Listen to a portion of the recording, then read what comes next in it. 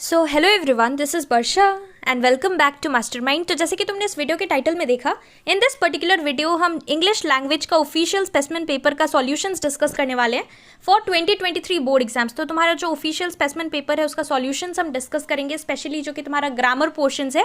अब देखो, English language में मोस्ट ऑफ द चीज़ यहाँ पर अनसीन रहता है, तो बहुत इंपॉर्टेंट है कि तुम्हें अच्छे से प्रैक्टिस करना पड़ेगा। जितना भी एग्जाम्पल्स है, तुम्हारा ग्रामर पोर्शंस है, चाहे वो प्रेपोजिशन हो, जॉइनिंग द सेंटेंसेस हो, कंजंक्शंस वाला पार्ट, या फिर डू एज डायरेक्टेड क्वेश्चंस हो, वहाँ पर तुम्हें प्रैक्टिस करना बहुत इंपॉर्टेंट है। प्लस इसके साथ साथ ये जो तुम्हारा लेटर राइटिंग है, नोटिस राइटिंग, ईमेल राइटिंग, सारा चीज़ का फॉर्मेट तुम्हें प्रॉपर पता होना चाहिए, चाहे वो तुम्हारा फॉर्मल लेटर हो या फिर इनफॉर्मल लेटर। ऑल्दो तुम्हें चॉइस मिलता है, लेकिन स्टिल तुम्हें दोनों का फॉर्मेट बहुत अच्छे से देखना पड़ेगा। So now let's start with the questions. तो देखो, 15 मिनट्स तुम्हें रीडिंग टाइम मिलता है, तुम्हें पता होगा। तो 15 मिनट्स रीडिंग टाइम के अंदर तुम्हें डिसाइड कर लेना है कि तुम कौन सा लेटर चूज करने वाले हो और कौन सा एसे चूज करने वाले हो, बिकॉज यहाँ पर एसे तुम्हें लेंदी लिखना पड़ता है। सो वर्ड लिमिट के हिसाब से तुम्हें सेलेक्ट करना पड़ेगा कि कौन सा तुम बेटर लिख सकते हो। तो यहाँ पर तुम्हें 5 ऑप्शंस मिल जाएगा, इसमें से तुम्हें कोई एक करना पड़ेगा एसे राइटिंग। फिर 20 मिनट्स टाइम तुम्हें लेटर राइटिंग के लिए मिलेगा। यहाँ पर एक फॉर्मल टॉपिक होगा, फॉर्मल लेटर का टॉपिक होगा, एक इनफॉर्मल का। जो भी तुम्हें सूटेबल लगे अपने हिसाब से तुम कर सकते हो, जो भी टॉपिक तुम्हें ईजी लगे, whichever you can write better, you can just go for it। फिर तुम्हें नोटिस और ईमेल राइटिंग मिलेगा 5 मार्क्स का। तो इसमें तुम्हें ज़्यादा टाइम वेस्ट नहीं करना है और इसे भी तुम्हें अच्छे से करना पड़ेगा। उसके बाद यहाँ पर नेक्स्ट जो कि इंपॉर्टेंट चीज़ है, तुम्हारा कॉम्प्रीहेंशन पैसेज। ये भी तुम्हें रीडिंग टाइम के अंदर अच्छे से ये पूरा पैसेज रीड कर लेना है, फिर बाद में तुम क्वेश्चंस कर सकते हो। It will be easy if you read it at the beginning only. उसके बाद यहाँ पर नेक्स्ट तुम्हारा ग्रामर पोर्शन आएगा। अब कॉम्प्रीहेंशन पैसेज के बाद तुम्हारा ग्रामर पोर्शन आएगा क्वेश्चन नंबर 5 में। Fill in each of the numbered blanks with the correct form of the word given in the brackets and do not copy the passage but write in correct serial order the word or phrase appropriate to the blank space। तो यहाँ पर तुम्हें according to the numbered blanks तुम्हें यहाँ पर लिखना पड़ेगा। Example दिया हुआ है 0। अब यहाँ से स्टार्ट है। Number 1, I dash pull up in the driveway dash observe the way they had। तो यहाँ पर होगा I pulled up in the driveway to observe the way they had built built built up the balcony। I dash forgot that the bricks of the house I had forgotten forgotten I had forgotten that the brick of the house were were chocolate brown। The new people dash make the new people had made the new people had made the tiny balcony into a study room। I dash stare I stared होगा यहाँ पर STARED। I stared at this house remembering my childhood there। तो यहाँ पर होगा तुम्हारा remembering।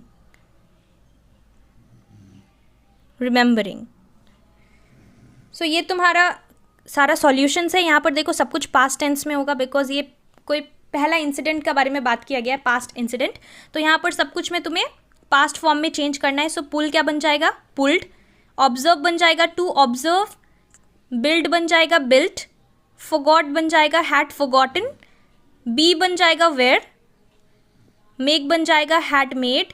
Stair बनेगा stared. And remember को रिमेंबरिंग हो जाएगा। उसके बाद let's start with next question. यहाँ पर तुम्हारा प्रेपोजिशन का क्वेश्चन दिया हुआ है। प्रेपोजिशन का क्वेश्चन इस तरह से आता है, fill in the blanks with appropriate words. So first question is please wash dash the curry stain from your dress. So please wash off OFF आएगा यहाँ पर। उसके बाद question number B. Question B is she turned dash the offer to work at the factory. She turned down the offer। Next is question number C. The burglars broke dash the house when the family was away। So the burglars broke into the house। Into will be the correct preposition that will be used here। Next is D. I shall compete dash him। I shall compete with him। Or you can also write against। Both are correct। You can write with also, or you can also write against, but do not write both। Next is question E. She agreed dash my proposal। She agreed to my proposal. So 2 will be the correct answer. Next is F. She would like to come on foot. Do not write by. It will be come on foot. Now next is question number G. The Vishwas group of companies has taken dash the cosmetic market completely. So had taken over. Had taken over the cosmetic market completely. And now the last question from 2. He agreed to carry dash the manager's order. He agreed to carry out the manager's order. So we have completed with prepositions. Now let's come to conjunctions. यहाँ पर तुम्हारा conjunctions का question है. इस तरह से आता है. Join the following sentences to make one complete sentence without using and, but or so. Choose the correct options. तो यहाँ पर options दिया हुआ है. तुम्हें बस यहाँ पर choose करना है correct option according to the question. First is the delegates arrived. The meeting started immediately. So इसका तुम्हारा correct option कौन सा होगा? Option number A होगा. No sooner did the delegates arrive, the meeting started. So this will be the correct answer for question number 1. Moving ahead to question number 2. Question 2 is we lost our ticket, we lost our luggage. तो इसका correct answer क्या होगा? Question number option number C होगा. We lost our ticket as well as our luggage. Now next is question number 3. He cultivates orchids, he displays them at the flower show. So इसका तुम्हारा correct answer होगा option number A. He cultivates orchids to display at the flower show. Now next question number 4. He ran away, he had seen the principal coming. So इसका तुम्हारा correct option होगा option D. Seeing the principal coming comma he ran away. So this is the correct answer for question number 4. Now the last question that is question number 4. Question number 4 में again there are 8 questions गिवन. Total 8 questions है और यहाँ पर options भी provided है. So this is do as directed question. Question number 4. Rewrite the following sentences according to the instructions given after each. Make other changes that may be necessary but do not change the meaning of each sentence. You have to choose the correct options. So first question, let's see the questions. First question is, the captain said, it gives me great pleasure to be here this evening. You have to begin with the captain. So इसका तुम्हारा correct answer होगा option number D. The captain said that it gave him great pleasure to be there that evening. Here will become there. And you have to begin with the captain. Give, क्या बन जाएगा? Give, gives me, so it gave him. Now next question, that is question number 2. Unless the train arrives on time, comma, we shall miss the concert. You have to begin with if. So इसका right answer होगा option number B. This is the correct option.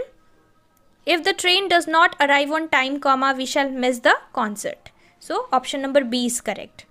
Now question number 3. Let's move on to question number 3. He has applied many times. He has never been selected. You have to begin with in spite. So इसका तुम्हारा correct option होगा option number C. In spite of applying many times, comma, he has never been selected. So option number C is correct. Now question number 4. Question 4 is, very few managers are as honest as James. You have to end with managers. So इसका तुम्हारा correct option होगा option number C. James is honest than many other managers. Next is question number 5. I accept your offer. And you have to use acceptable. So यहाँ पर तुम्हारा correct option होगा option number A. Your offer is acceptable to me. Next, that is question number 6. As soon as he finishes his homework, comma, he starts playing. You have to begin with hardly. So ये तुम्हारा correct option होगा. Hardly does he finish his homework, comma, when he starts playing. So this is the correct answer. Now question number 7. This is the second last question. My father gave me a pen. You have to begin with a pen. So option number B is correct. A pen was given to me by my father. Now last question, that is question number 8 from do as directed question. I have never seen Mr. Joe lose his temper. You have to begin with never. So never have I seen से start होगा. Option number C is correct. Never have I seen Mr. Joe losing his temper.